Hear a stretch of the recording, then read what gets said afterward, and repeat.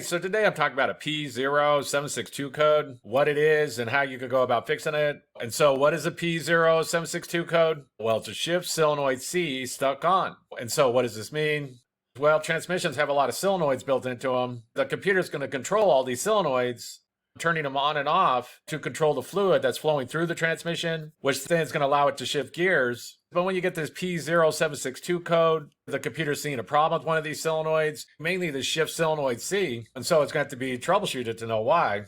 And so what would be some possible causes of a P0762 code?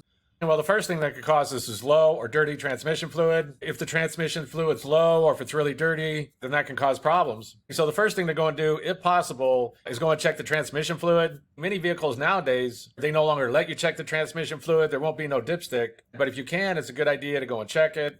The fluid might also be really dirty, especially if it hasn't been changed out when it's supposed to be. If it does get really dirty, then that can cause problems. One thing to mention is that these transmissions, if they have really high mileage on them and the fluid's never been changed out, sometimes changing out the fluid can cause more issues. Because that only happens with really high mileage transmissions where the transmission hasn't been maintained and the fluid hasn't been changed out when it's supposed to be changed out. I made a full video on that. I'll put a link in the description box below if you want to go and check that out. But the first thing that's going to cause this is low or dirty transmission fluid. And the next thing that could cause this is a bad shift solenoid C or the wiring going to it. That solenoid might have just failed and just need to be replaced. If you do go to work on a transmission with this P0762 code, you will need to get a diagram for that transmission to know where it's located and everything going on with it, because there will be differences between transmissions. There's some different ways to go about testing those solenoids. If you have a good scan tool, you can use that.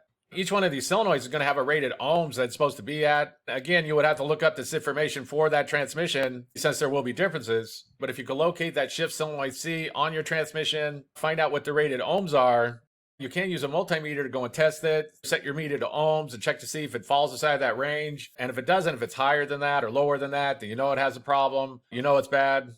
You can also check the voltage going to the solenoid, be sure that's good. Because if there's any issue inside the wiring going to the solenoid, then that's also going to cause problems. But the next thing on the list is going to be a bad shift solenoid C or the wiring going to it. And the next thing on the list is going to be that there's some kind of other transmission failure. This would be something like a bad pump, a blocked up passage, a bad valve body, something along those lines. If anything's stopping that shift solenoid C from working, for example, like a blocked passage blocking the fluid going to it, then it's going to set this P0762 code, even though there's nothing wrong with the solenoid itself, but there's just something else that's stopping it from working the way it should. Usually when that happens, you're going to get a lot of other codes. So if you are getting a lot of other codes, be sure to pay attention to that. But the next thing that could cause this is that the transmission has had some kind of other failure, and that's stopping that shift solenoid C from working the way it should. And the last thing on the list is going to be a bad computer. This would be something like a bad transmission control module or a bad powertrain control module. And this isn't going to be too common. It is fairly rare when the computer does go bad, but it does happen sometimes. When one of these computers go bad, they usually just don't give you one code. Usually they'll give you a lot of other codes. Also, if you do think you have a bad computer, be sure to check all your fuses, be sure those are good. Check the battery and be sure it's charged. Does all the connections look like they're good? There's no corrosion or anything like this. Because all these computers, they all need a good, stable power supply, or that can throw them off and cause them to set codes. But the last thing on the list is going to be a bad computer.